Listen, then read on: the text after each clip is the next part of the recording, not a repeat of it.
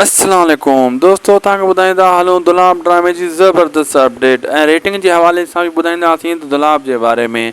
दोस्तों, पहिरीं ॻाल्हि त अब्बास गुल जे बारे में काफ़ी कमेंट अची रहिया आहिनि। ॿियो दोस्तों, दुलाब ड्रामो हिन टाइम सॼी सिंध में पखिड़िजी चुको आहे ऐं रेटिंग जे हिसाब सां ही नंबर 1 अची चुको आहे।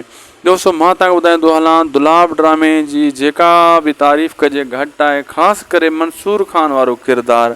बाक़ी जेका ॿिया किरदार आहिनि मुनाफ़िक़ ते आहिनि, मुनकिर ते आहिनि, फ़रेब ते आहिनि, जीअं रहज़न थियो, शाहनवाज़ ख़ान थियो, इहे किरदार पुराणे हिसाब जा आहिनि। जीअं मुनकिर, फ़रेब, मुनाफ़िक़ इहे यको हलंदा था अचनि।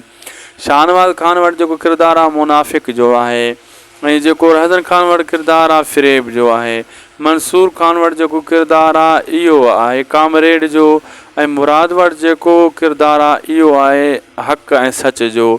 मंसूर खान जो बि अहिड़े क़िस्म जो किरदारु आहे। दोस्तों, पहिरीं ॻाल्हि त दुलाब हिकु ज़बरदस्त ऐं परफॉर्म्स ॾिए पियो, व्यूअरशिप बि भली हासिलु करे चुको आहे पूरी सिंध लेवल ते। हर हिकु जॻह ते इन जा पिक्चर शेयर कया वञनि पिया, ख़ासि करे मंसूर खान जे हवाले सां। ऐं जीअं हाणे तव्हां ॾिठो त बशीर ख़ान कुरैशी खे शहीद कयो वियो हुयो कंहिं दौर में।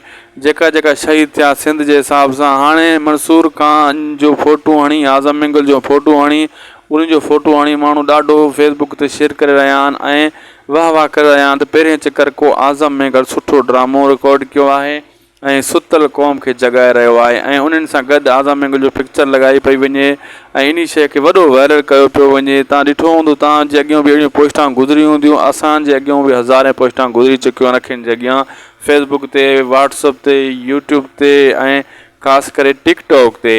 दोस्तों, ही कामयाबी आहे। लाइक, सब्सक्राइब, शेयर कंदा।